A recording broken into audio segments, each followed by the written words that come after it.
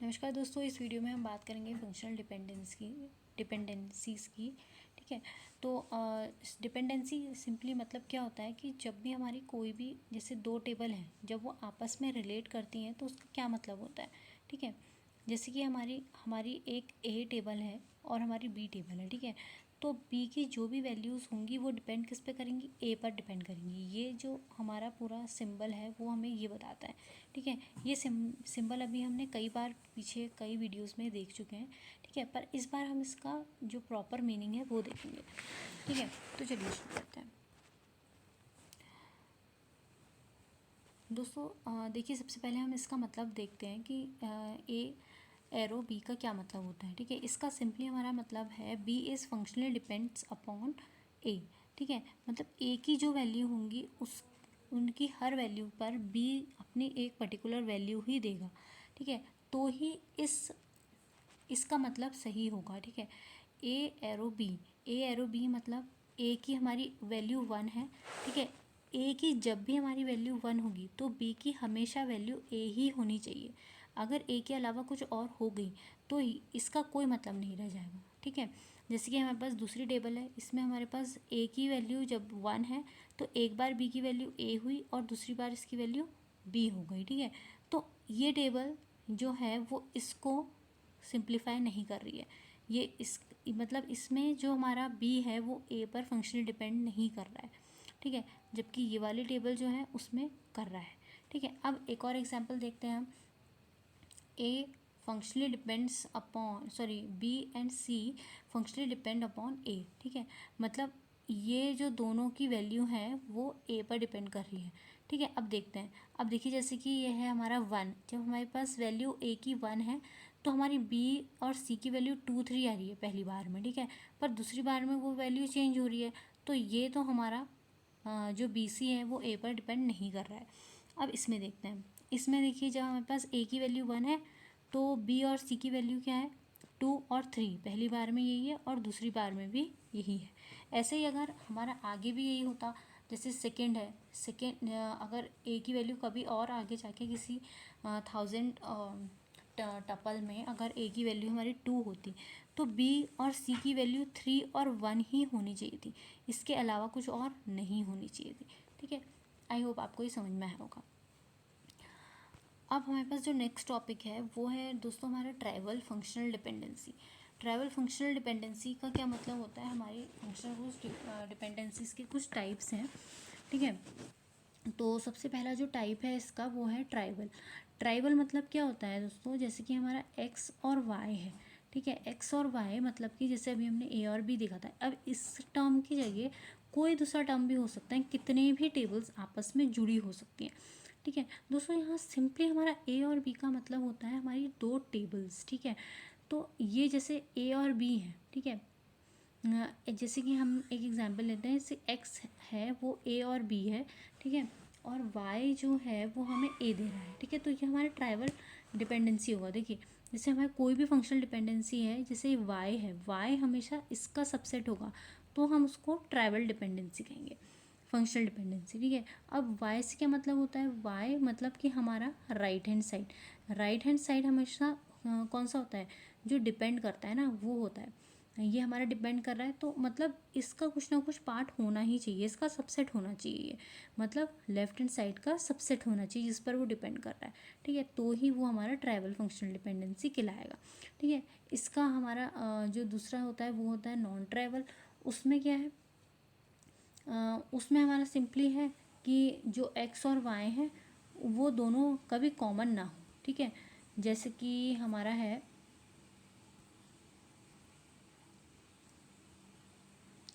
वो कॉमन ना हो, मतलब जैसे एक्स और वाई है, इसमें ए बी ये अलग टर्म है।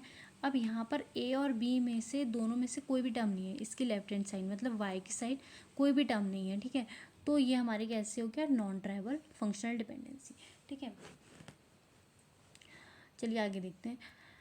अब नेक्स्ट हमारा टॉपिक है दोस्तों, ये है हमारा closure set of an attribute. Closure set मतलब क्या होता है दोस्तों, अभी तक हमने कई बार ये देखा है कि हम कीज़ कैसे निकालते हैं, किसी भी टेबल की कीज़ कैसे निकलती हैं। ये हमारा कोई एक रिलेशन है are A B C D E। ठीक है। तो ए और बी, बी डी, ये हमारे क्या है, ये हमारे कुछ फंक्शंस हैं, ठीक है। तो अब मुझे किसी का भी क्लोजर सेट निकालना है, किसी भी एट्रीब्यूट का। ये सारे एट्रीब्यूट है, मतलब आप समझ रहे होंगे कि ये हमारा कोई रिलेशन है, रिलेशन के अंदर ये हमारे कुछ एट्रीब्यूट्स हैं, जैसे कि ए, बी, सी, डी एंड ई, ठीक है। ये हमारे कुछ एट्रीब्यूट्स हैं। अब ये जो एट्रीब्यूट हैं ये मिलकर हमारे अलग अलग कुछ फंक्शनल डिपेंडेंसीज बना रहे हैं। जैसे कि ए और बी है वो आपस में फंक्शनल डिपेंडेंट है। जैसे मतलब बी जो है, बी के जो भी टपल्स हैं वो ए पर डिपेंड कर रहे हैं, ठीक है। ऐसे ही बी और डी का अपना आपस में कुछ फंक्शन है। अब सी और डी, ई का, इनका अपना आपस में कुछ, मतलब कि ये सारे हमारे कुछ ना कुछ सेट्स हैं, इनकी वैल्यूज़ इन पर डिपेंड कर रही हैं, ठीक है। इन आपस में इन वैल्यूज़ पर डिपेंड कर रही हैं, ठीक है। तो अब हमें ये देखना होता है कि ऐसा कौन सा हमारा एट्रीब्यूट है, ऐसा कौन सा हमारा एट्रीब्यूट है जो कि की एट्रीब्यूट बन सकता है। अब की एट्रीब्यूट मैंने आपको पहले भी बताया था कि की हमारी क्या होती है, कि वो एक पर्टिकुलर एट्रीब्यूट होता है जो हमें सारी सारी जितने भी हमारे एट्रीब्यूट हैं उसको यूनिकली डिफाइन कर दे। जैसे कि हमने एक एग्जांपल लिया था, जैसे स्टूडेंट, हमने कोई टेबल ले ली, तो जैसे स्टूडेंट आईडी होती है दोस्तों, ठीक है। स्टूडेंट आईडी जो होती है, आईडी वो हर एक टपल को, जैसे स्टूडेंट नेम है, एड्रेस है, फ़ोन नंबर, कुछ भी है आगे, तो उन सबको वो क्या करती है, यूनिकली डिफाइन करती है, क्योंकि वो आपस में सेम नहीं होती है, ठीक है। तो ऐसे ही हम इस पर्टिकुलर फंक्शनल डिपेंडेंसी के सेट से भी हम ये पता कर सकते हैं कि जब भी हम क्लोजर निकालें किसी भी एट्रीब्यूट का, अगर तो हमें ये सारे के सारे रिलेशन उससे मिल जाते हैं तो वो ही हमारी की बन सकती है, ठीक है। अब देखते हैं क्लोजर हम कैसे निकालते हैं। तो दोस्तों क्लोजर निकालने के लिए हम सबसे पहले देखेंगे ए प्लस को निकालने के लिए हम क्या देखते हैं, ए से हमें क्या मिल रहा है, ए से हमें ए तो मिलता ही है, ठीक है। हाँ दोस्तों, ये आप ज़रूर देखिएगा, हम कभी भी अगर बात करते हैं क्लोजर की, तो ए की टेबल से हमें ए की वैल्यूज़ तो मिलेंगी ही, ठीक है। लेट्स से हमारे पास कोई भी एक टेबल है, ठीक है, ए और बी ले लेते हैं, 1 2 3, ए और बी, ठीक है। तो ए से हमें, जब भी हम ए लिखेंगे तो ए से हमें सिंपली, अगर हम सिर्फ ए की बात कर रहे हैं, अगर हमारे पास ये चीज़ नहीं होती, ठीक है, ये चीज़ हमारे पास नहीं है मानिए, ठीक है, तो हमें सिर्फ ए से हमें क्या मिल जाता, हमें ए से ए तो मिलता ही ना, उसकी उस एट्रीब्यूट की उस पर्टिकुलर एट्रीब्यूट की वैल्यूज़ तो हमें पता चल ही जाती है ना। तो अभी हमारे पास जो फंक्शनल डिपेंडेंसी है वो क्या कह रही है, A B is functional dependent upon A, ठीक है। तो मतलब ए से हमें ए तो मिल ही रहा है, साथ में हमें बी भी मिल रहा है। अब बी से हमें क्या मिल रहा है, बी से हमें डी मिल रहा है, ठीक है। तो हमारा ए का क्लोजर क्या हो गया, ए बी एंड डी, ठीक है। अब नेक्स्ट इसी तरीके से हम बी को भी देख लेते हैं। बी से हमें क्या मिल रहा है, बी से हमें बी तो मिलेगा ही, साथ में हमें क्या मिलेगा, डी मिलेगा, ठीक है। अब नेक्स्ट देखते हैं, सी देखते हैं, ठीक है। सी के लिए जब हम क्लोजर देखेंगे तो सी के लिए हमें सी तो मिलेगा ही, सी के साथ हमें डी मिलेगा और ई मिलेगा, ठीक है। और सी और डी से हमें ए और बी भी मिल जाएगा, ठीक है। तो इसका क्या मतलब हुआ, सी हमारा एक ऐसा सेट हो गया जो कि एक की एट्रीब्यूट बन सकता है किसी भी रिलेशन मॉडल का, किसी भी रिलेशन टेबल का।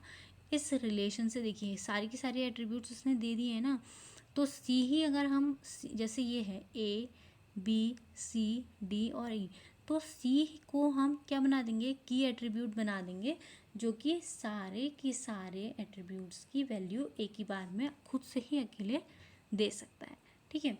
अब सी के साथ जब भी आप कुछ और जोड़ देंगे, जैसे कि सी और डी जोड़ दिया, तो सी से तो आपको सब कुछ मिल ही रहा है, साथ में डी भी मिल लिया, तो ये क्या हो गई, ये हमारी सुपर की होती है ना। जिसके हमने बताया था किसी भी सुपर की हमारी सिंपली क्या होती है, की का एक स्टैंडर्ड वर्जन होती है ना। की हमें कहाँ से मिलती है, की हमें सुपर की से ही मिलती है ना। तो ये हमारी वो चीज़ हो गई, ठीक है। आई होप आपको ये समझ में आया होगा। अब नेक्स्ट हमारे पास कुछ क्वेश्चंस हैं, वो देखते हैं दोस्तों। अब ये क्लोज़र के उसमें हम देखते हैं, हमारे पास कुछ क्वेश्चंस हैं जो पहले गेट और इसरो और यूजीसी नेट में आ चुके हैं, ठीक है। तो ये हमारा पहला क्वेश्चन है, ये हमारा गेट 2013 में आया हुआ है। इसमें हम देखते हैं, इसमें बोल रहा है कि हमारे पास एक रिलेशन है आर और जिसके कुछ एट्रीब्यूट्स हैं, ये 8 एट्रीब्यूट्स हैं इसके, ठीक है, और इसकी कुछ फंक्शनल डिपेंडेंसी है। तो ये बोल रहा है कि इसकी जो फंक्शनल डिपेंडेंसी है वो होल्ड कर रही है कुछ ना कुछ, ठीक है। तो ये पूछ रहा है कि इसके कितनी कैंडिडेट कीज़ होंगी इस रिलेशन से। कैंडिडेट कीज़ हमने पहले पढ़ा है, कैंडिडेट कीज़ हमारी क्या होती हैं, वो सारी कीज़ जो कि प्राइमरी की बनने के लिए हमारे लिए एलिजिबल होती हैं, ठीक है। तो वो कौन कौन सी होंगी ये हमें देखना है, ठीक है। तो सबसे पहले तो हम फाइंड करते हैं कि इस पर्टिकुलर रिलेशन की इन फंक्शनल डिपेंडेंसी से कीज़ क्या क्या बनेंगी, ठीक है। तो सबसे पहले एक एक करके हम सबका क्लोजर निकालते हैं, जितने भी हमारे एट्रीब्यूट्स हैं, तो उससे हमें की पता चल जाएगी कि एक सिंगल एट्रीब्यूट कौन सा है। अच्छा दोस्तों, इसका एक सिंपल फॉर्मूला होता है। आप क्या करें कि सबसे पहले सबके राइट हैंड साइड देख लीजिए। अगर राइट हैंड साइड में जो भी एट्रीब्यूट नहीं है तो वो तो मस्ट होगा ही की बनने के लिए, ठीक है। तो हम पहले देखते हैं CH वाले में, इसमें हमारा G है, ठीक है, तो इसकी तो ज़रूरत नहीं पड़ेगी क्योंकि ये हमारा ऑलरेडी हमें मिल रहा है। और फिर B और C है, ये हमें मिल रहा है। F और H है, ये भी मिल रहा है। A भी मिल रहा है और ई भी मिल रहा है, जी तो हमें पहले भी मिल रहा है, ठीक है। तो हमारा कौन सा एट्रीब्यूट नहीं है इसमें हमारा डी नहीं है, ठीक है। तो डी तो हमारी हर एक की में होगा ही, ठीक है। अब हमें ये देखना है कि डी देखो, और ये भी बात है कि सिर्फ डी से हम की नहीं बना सकते क्योंकि डी हमें को ना कुछ दे रहा है और ना ही किसी में आ रहा है, ठीक है। तो डी तो हर एक की में होगा ही होगा। डी के साथ अब हम देखते हैं ए। जब हम ए देखेंगे ए से हमें मिल रहा है बी और सी, ठीक है। और उसके बाद बी से हमें मिल रहा है सी, एफ और एच। और उसके बाद हमें मिल रहा है सी और एच से जी, ठीक है। उसके बाद हमें एफ से मिल रहा है ई और जी, ठीक है। तो मतलब जो हमारे ये डी और ए था ये हमारा एक कैंडिडेट की बन गया, ठीक है। अब दूसरा देखते हैं, डी और बी को देखते हैं, ठीक है। अब बी के साथ हमें क्या मिल रहा है, सी मिल रहा है, एफ मिल रहा है और एच मिल रहा है। एफ से हमें मिल रहा है ई और एच, और ई से हमें मिल रहा है ए, तो ये भी हमें दे रहा है। तो डी और बी भी हो गया। अब डी को देखते हैं सी के साथ, ठीक है। डी और सी से हमें कुछ भी नहीं मिल रहा है। डी सी जो भी हमें मिलेगा वो एच के साथ ही मिलेगा, ठीक है। तो ये तो कैंसिल करते हैं। डी और ई देखते हैं एक बार, डी और ई से हमें ए मिल रहा है, ए से हमें बी और सी मिल गया। सी से हमें कुछ नहीं मिल रहा है, अब तक एच नहीं मिलेगा। हाँ, बी से हमें मिल रहा है एफ और एच, ठीक है। एफ और एच मिल रहा है। सी और इससे हमें जी मिल गया। अब कौन सा एट्रीब्यूट रहता है, A B C D E F G H, ये भी हो गया। तो मतलब डी और ई भी हमारा एक कैंडिडेट की हो गया। अब और क्या है, अब डी और एफ देख लेते हैं एक बार। डी और एफ में एक मिनट दोस्तों, डी और एफ अगर हम देखते हैं, हाँ, डी और एफ में अगर हम देखते हैं, डी और एफ से हमें ई और जी मिल रहा है। ई से तो हमें ए मिल रहा है। ए मिलने के बाद हमें सारे के सारे एट्रीब्यूट मिल जाएंगे। ए से हमें बी सी मिल जाएगा, बी से हमें एफ और एच भी मिल जाएगा। तो ये सारे के सारे एट्रीब्यूट हमें मिल जाएंगे। तो डी और एफ भी हमारा की बन गया, ठीक है। अब एफ के अलावा और क्या है, एफ और जी देख लेते हैं।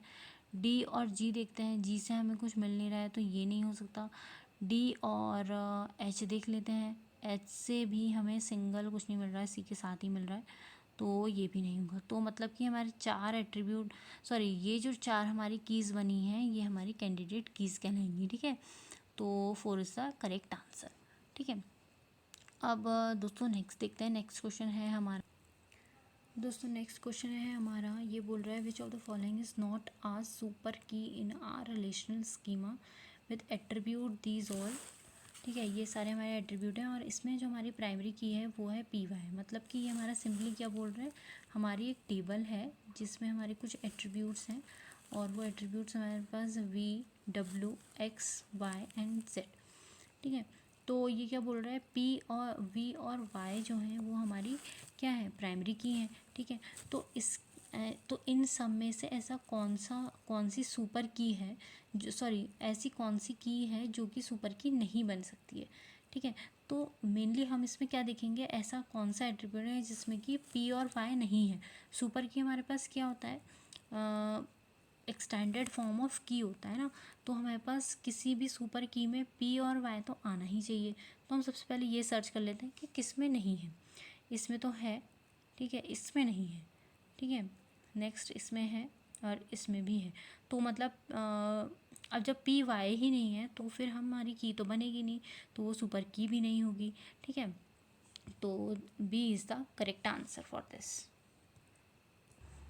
ठीक है दोस्तों, जो हमारा नेक्स्ट क्वेश्चन है वो है, ये बोल रहा है कि हमारे पास कुछ एट्रीब्यूट्स हैं एंटिटी सेट ई में, ठीक है। अब इसने कुछ बोला है कि हमारी जो सुपर की है, ठीक है, हमारे कुछ सुपर की है, सुपर की में एक्स है, एक्स वाई है, ए बी है, और ए बी और सी भी है, और एक्स वाई और जेड भी है। ये सारी हमारी सुपर कीज़ हैं। अब हमें ये बताना है इनमें से कौन सी हमारी कैंडिडेट की हो सकती हैं। ये इन सब में से हम ये बताएंगे कि इनमें से कौन सी हमारी कैंडिडेट कीज़ हो सकती हैं, ठीक है। एक्स और वाई अगर हम देखें, एक्स ऑलरेडी प्रेजेंट है, जब हमें सिंपल एक्स से ही कोई सारे एट्रीब्यूट्स मिल रहे हैं तो फिर हम बाकी वाई को क्यों लें, ठीक है। तो एक्स तो हमारा एक कैंडिडेट की बन गया, ठीक है। अब दूसरा देखते हैं। अब दूसरा सबसे छोटा है ए और बी। जब ए और बी से हमें मिल रहा है तो हम सी क्यों लें, ठीक है। तो मेरे ख्याल से B is the correct answer, ठीक है, एक्स और ए और बी, ठीक है। अब इस क्वेश्चन में बोल रहा है कि हमें क्या फाइंड आउट करना है, रिलेशन है ये और फंक्शनल डिपेंडेंसीज दी हैं, तो हमें सिंपली फाइंड आउट करना है एक की। आर के लिए हमें की फाइंड आउट करनी है। ये तो हमारा फिर से वही सिंपल सा क्वेश्चन हो गया। इसमें हम सबसे पहले क्या देखेंगे, मैंने आपको एक चीज़ बताई है, शॉर्ट फॉर्म है, शॉर्ट फार्मूला है, उसमें क्या बताया है कि सबसे पहले आप राइट हैंड साइड देख लीजिए पूरी सारी डिपेंडेंसीज का, ठीक है। तो जो हमारी फर्स्ट डिपेंडेंसी है वो है हमारी जी, ठीक है, जी हमें मिल रहा है, और आई और जे मिल रहा है, एच मिल रहा है, आई और जे मिल रहा है, एच नहीं मिल रहा है सॉरी, के और एल मिल रहा है, एम मिल रहा है और एन मिल रहा है, ठीक है। तो हमें क्या चीज़ नहीं मिल रही है, हमें ई और एफ़ नहीं मिल रहा है किसी से भी, ठीक है। ई और एफ़ नहीं मिल रहा है तो ये तो हमारा पक्का की होना ही चाहिए। और हमें क्या नहीं मिल रहा है, और हमें एच भी नहीं मिल रहा है। एक मुझे की दिख रही है ई एफ और एच, ठीक है, इससे देखते हैं कि मिल रहा है कि नहीं कुछ। और बाकी सारी चीज़ें हैं जो हमें मिल रही हैं, है ना, एच भी है, आई भी है, जे भी है, जे भी है, हाँ सारी चीज़ें हैं, बाकी हमें सब मिल रहा है, ठीक है। तो अच्छा ठीक, ई एफ और एच से देखते हैं इसको की बना के, ठीक है। ई एफ से हमें जी मिल जाएगा, ई एफ से हमें जी मिल जाएगा, ठीक हो गया। एफ से हमें आई और जे मिल गया, ठीक हो गया। ई से हमें एच मिल गया, और नहीं सॉरी, ई और एच से हमें के मिल गया, ई और एच से हमें के मिल गया, के और एल मिल गया, ठीक है। अब के से हमें एम मिल गया और एल से हमें एन मिल गया, मतलब सारे के सारे एट्रीब्यूट मिल गए। तो B is the correct answer for this, मतलब हमारे जो आर रिलेशन के लिए है वो ये हमारी की होगी।